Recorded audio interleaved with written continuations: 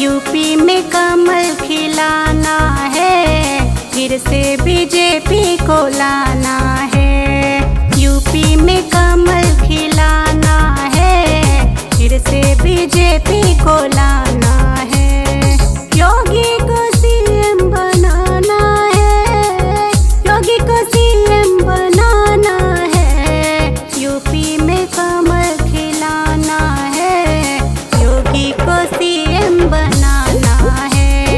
22 में कमल खिलाना है, योगी को सीएम बनाना है।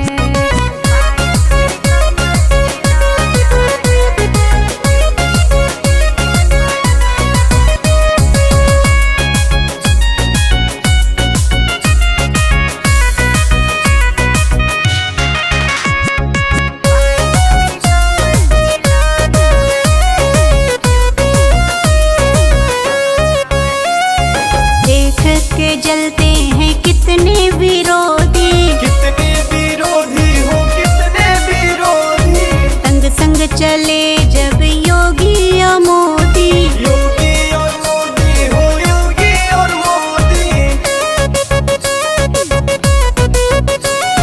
देख के जलते हैं कितने विरोधी, संग संग चले जब योगी या मोदी। विजय का झंडा लहराना है, विजय का झंडा लहराना है। 22 में कमल खिलाना है, योगी को सीएम बनाना है। 22 में कमल खिलाना है, योगी को सीएम बनाना है।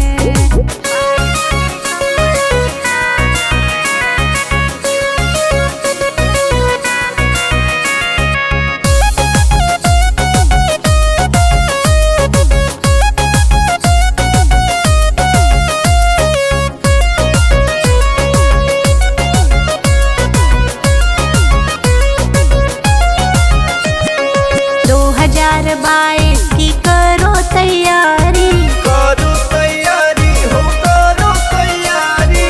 आएंगे फिर से सुनो भगवाधारी, सुनो भगवाधारी, सुनो भगवाधारी। 2022 की करो तैयारी, आएंगे फिर से सुनो भगवाधारी।